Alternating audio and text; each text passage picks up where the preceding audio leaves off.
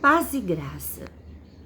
Começando o dia, uma quinta-feira fria, com a santa, inconfundível, maravilhosa Palavra de Deus. Hoje o nosso estudo, capítulo por capítulo, estamos aí com quase todo o Novo Testamento, capítulo por capítulo, alguns livros do Antigo Testamento aí disponível no nosso canal do YouTube. E hoje nós vamos estudar o capítulo 2 de Hebreus. Eu tenho usado a Bíblia Batalha Espiritual, muito boa essa versão, deixa eu mostrar aqui, muito boa essa versão, gosto demais. E nós então, dando sequência, que Jesus é maior do que os anjos. Nós temos aqui um título, o perigo da negligência, de negligenciar, de deixar passar. Por isso é preciso que prestemos maior atenção ao que temos ouvido, para que jamais nos desviemos. Prestar atenção ao que nós temos ouvido. Hoje, nesses dias que nós vivemos, com tanta informação, na internet, na televisão, em cada esquina que nós vamos, existem muitas palavras, muitos ensinos que parecem bons, mas que no final leva para a morte. E um desses ensinos que nós temos na nossa era é o ensino dos anjos.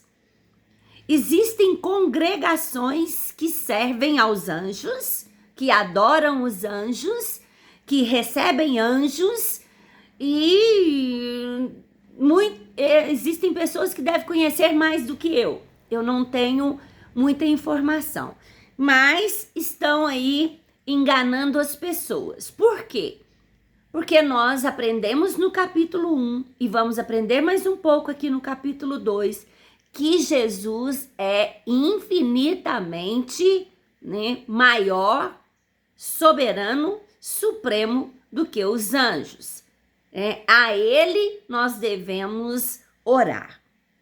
Porque se a mensagem transmitida por anjos provou a sua firmeza e toda transgressão e desobediência recebeu a devida punição, como escaparemos se negligenciarmos tamanha salvação?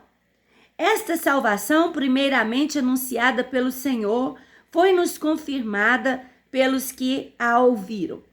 Então, no Antigo Testamento, era muito comum Deus falar aos homens, mandar anjos, como mandou a Daniel, a mãe de Sansão, em tantas outras situações. Alguns desses anjos era chamada cristofania, era a própria pessoa de Jesus Cristo, e nós sabemos disso porque os anjos não recebem adoração.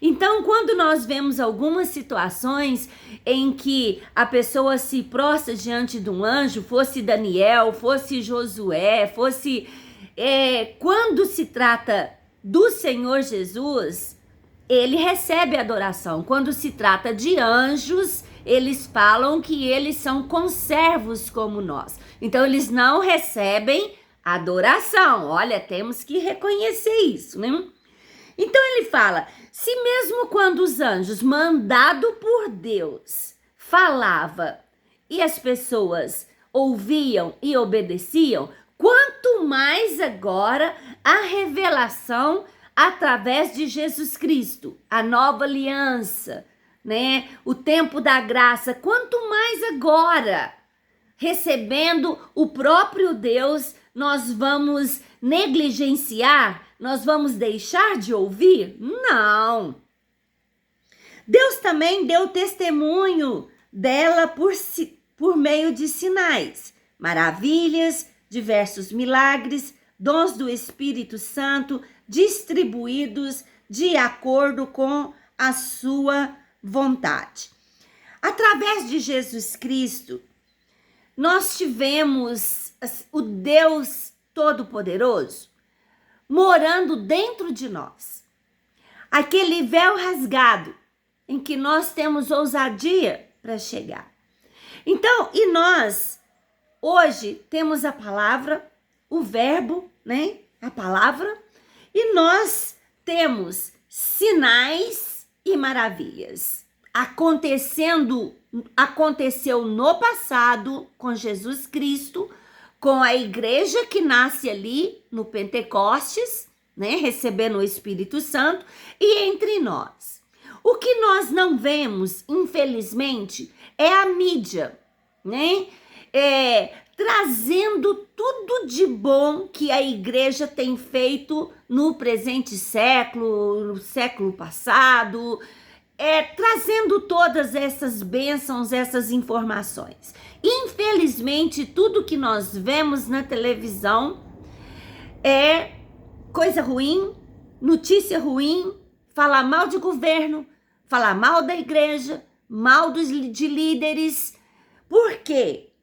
Existem muitos milagres. O mais importante dos milagres é aquele milagre que nos conduz à vida eterna, a salvação em Cristo Jesus.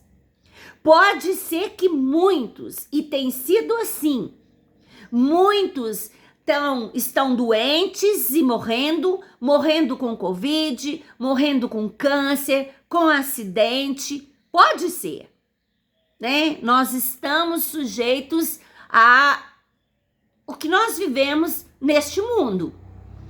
Agora, a eternidade, a vida eterna, ninguém vai poder tirar de nós, daquele que aceita Jesus Cristo como Senhor da sua vida. Então, isso faz toda a diferença. Os sinais e maravilhas são importantes, sim. São maravilhosos, sim. Engrandecem o nome do Senhor Jesus, sim.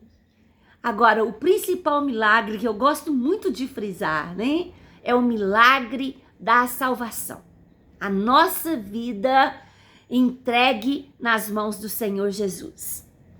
E ele continua: não foi os anjos que ele sujeitou o mundo que há de vir, a respeito do qual estamos falando, mas alguém em certo lugar testemunhou dizendo... Deixa eu me virar a minha página. Então, não foi os anjos. Quem é o homem para que com ele te importes?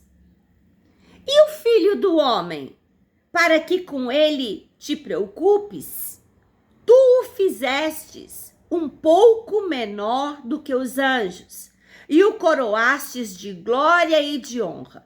Tudo sujeitastes debaixo dos seus pés. Sempre ouvi a mensagem colocando nesse texto somente o homem, que Deus criou um homem um pouco menor do que os anjos, o coroastes de honra e de glória. Só que aqui está trazendo para nós, aliás, a expressão filho do homem. Quem é chamado de filho do homem nos evangelhos? No Novo Testamento? Jesus Cristo. E nós continuando a ler, nós vamos entender isso. Por quê?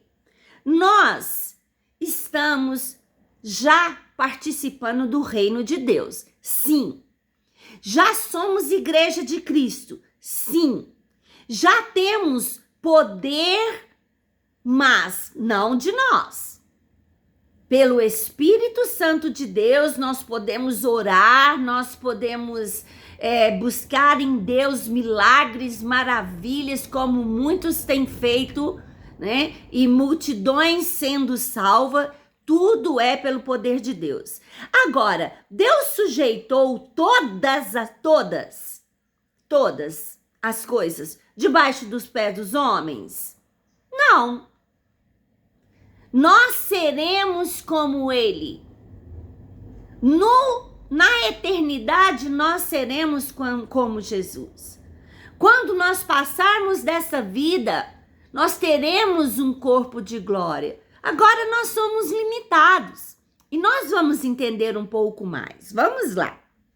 Ao lhe sujeitar todas as coisas, nada deixou que não lhe fosse sujeito. Agora, porém, ainda não vemos que todas as coisas lhe estão sujeitas.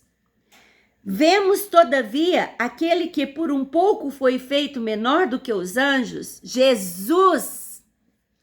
Veja o verso 9. Vamos repetir.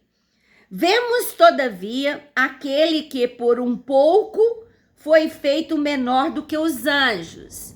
Jesus.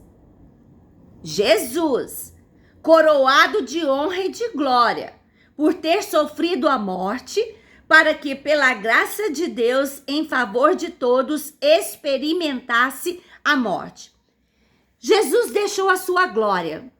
Glória de Deus, que Ele é Deus, e se fez homem para morrer no nosso lugar. Nós ainda vamos ver mais disso aqui neste capítulo. Então, quem é que foi feito menor do que os anjos? Menor do que os anjos foi feito Jesus quando ele se fez homem. Porque quando ele habitava ali na glória no céu, recebia a honra, a glória como Deus. Agora, mesmo como Deus, ele se fez homem. Então, como homem que ele se fez, ele ficou um pouco menor do que os anjos. Essa também é a situação do homem? Sim, é sim, só que não na sua totalidade. Porque não são todas as coisas que estão sujeitas aos nossos pés, né? Tipo o universo, tipo tantas coisas, o céu, o inferno. É tudo sujeito debaixo dos pés do Senhor Jesus Cristo. Espero que esteja dando aí para entender e possamos tirar as dúvidas, né? Estudar juntos essa palavra. E ele continua falando. Ao levar muitos filhos à glória, convinha que Deus, por causa de quem e por meio de quem tudo existe, quem? Jesus. Tornasse perfeito mediante o sofrimento o autor da salvação deles, dos homens. Ora, tanto o que santifica quanto os que são santificados provém de um só. Por isso Jesus não se envergonha de chamá-los de irmãos. E ele diz: proclamarei o teu nome aos meus irmãos, na assembleia te louvarei. Quem é que está falando? Jesus está conversando com Deus. E ele está falando aqui, quem diz? Jesus. Jesus dizendo ao Pai: proclamarei o teu nome a meus irmãos. Na assembleia te louvarei.